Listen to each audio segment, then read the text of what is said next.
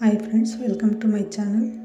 ಇವತ್ತಿನ ರೆಸಿಪಿ ಬಂದು ರಸಮ್ ಯಾವ ರೀತಿಯಾಗಿ ಮಾಡ್ಕೊಳ್ಳೋದು ಅಂತ ನಾವು ನೋಡ್ಕೊಳ್ಳೋಣ. ತುಂಬ ಸಿಂಪಲಾಗಿ ಸ್ವಲ್ಪ ಸಮಯದಲ್ಲೇ ರೆಡಿಯಾಗುವಂಥ ರಸಮ್ ಯಾವ ರೀತಿಯಾಗಿ ಮಾಡ್ಕೊಳ್ಳೋದು ಅಂತ ನೋಡ್ಕೊಳ್ಳೋಣ ಬನ್ನಿ.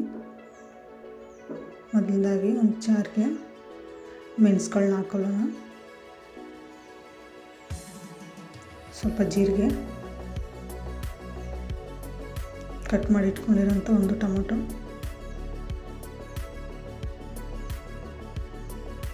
ಸ್ವಲ್ಪ ಹುಣಸೆಹಣ್ಣು,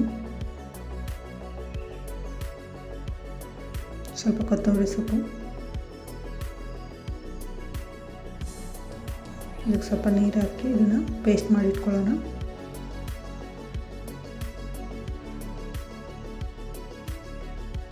ಈಗ ನಾವು ಒಂದು ಪಾತ್ರೆ ಇಟ್ಕೊಂಡು ಅದಕ್ಕೆ ಎಣ್ಣೆ ಹಾಕ್ಕೊಳ್ಳೋಣ.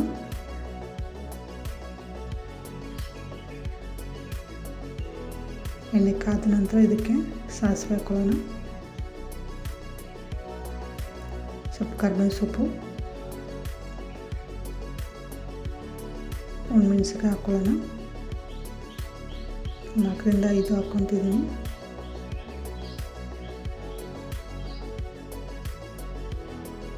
ಈಗ ಕಟ್ ಮಾಡಿ ಒಂದು ಅರ್ಧ ಟೊಮೊಟೊ ಚಿಕ್ಕದಾಗಿ ಕಟ್ ಮಾಡಿ ಹಾಕ್ಕೊತಿದ್ದೀನಿ. ಅರ್ಧ ಇಲ್ಲ ಒಂದು ಕೂಡ ಹಾಕ್ಕೊಬೋದು ನಾವು. ಇದು ಟೊಮೊಟೊ ಚೆನ್ನಾಗಿ ಫ್ರೈ ಆಗೋವರೆಗೂ ಫ್ರೈ ಮಾಡ್ಕೊಳ್ಳೋಣ. ಸೊ ನಾನು ಒಂದು ಮನೇಲಿ ಒಂದು 3 ಜನ ಇದ್ದರೆ ಆಗೋಷ್ಟು ಮಾಡ್ತಿದ್ದೀನಿ. ನೀವು ಭಾಳ ಬೇಕಾಗಿದ್ದರೆ ಸ್ವಲ್ಪ ಕ್ವಾಂಟಿಟಿ ಎಲ್ಲ ಜಾಸ್ತಿ ಮಾಡ್ಕೊಳ್ಳಿ.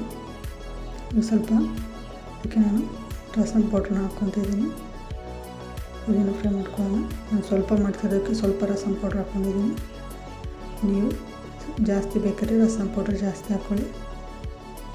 ಈಗ ನಾವು ರುಬ್ಬಿಟ್ಕೊಂಡಿರೋಂಥ ಮಸಾಲೆನ ಹಾಕ್ಕೊಳ್ಳೋಣ.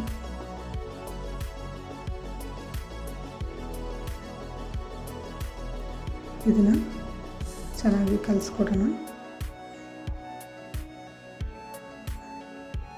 ಇದಕ್ಕೆ ನಾವು ಜಾರಿಗೆ ಹಾಕ್ಕೊಂಡಿರೋಂಥ ನೀರನ್ನ ಹಾಕ್ಕೊಳ್ಳೋಣ.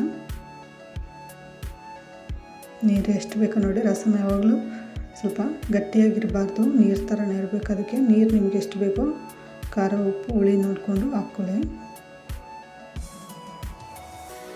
ನೋಡಿ, ಇನ್ನೂ ಸ್ವಲ್ಪ ನಾನು ನೀರನ್ನ ಇದಕ್ಕೆ ಆ್ಯಡ್ ಮಾಡ್ತೀನಿ.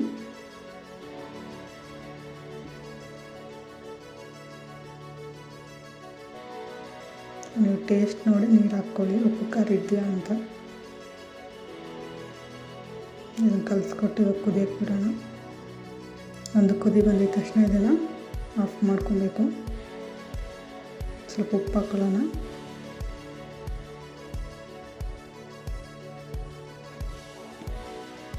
ಈಗ ನಾವು ಇದನ್ನು ಕುದಿಯಕ್ಕೆ ಬಿಡೋಣ.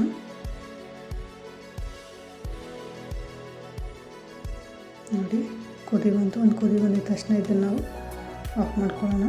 ಇಷ್ಟೇ ಸಿಂಪಲ್ ರಸಮ್ ಮುಗೀತು. ರಸಮ್ ಪೌಡ್ರು ನೀವು ಯಾವ್ದು ಬೇಕಾದ್ರೂ ಯೂಸ್ ಮಾಡ್ಬೋದು. ಅಂಗಡಿಯಿಂದ ತಂದಿರೋದಿಲ್ಲ, ಮನೇಲಿ ಮಾಡ್ಕೊಂಡಿರೋ ಯಾವ್ದು ಬೇಕಾದ್ರೂ ಯೂಸ್ ಮಾಡ್ಕೊಳ್ಳಿ. ನೋಡಿ, ರಸಮ್ ಒಂದು 3 ಸೆಕೆಂಡಲ್ಲೇ ರಸಮ್ ರೆಡಿ ಆಯಿತು. ನೀವು ಮನೇಲಿ ಒಂದು ಸತಿ ರೆಸಿಪಿ ಟ್ರೈ ಮಾಡಿ. ನನ್ನ ಚಾನಲ್ ಸಬ್ಸ್ಕ್ರೈಬ್ ಮಾಡಿ, ಶೇರ್ ಮಾಡಿ, ಲೈಕ್ ಮಾಡಿ. Thank you.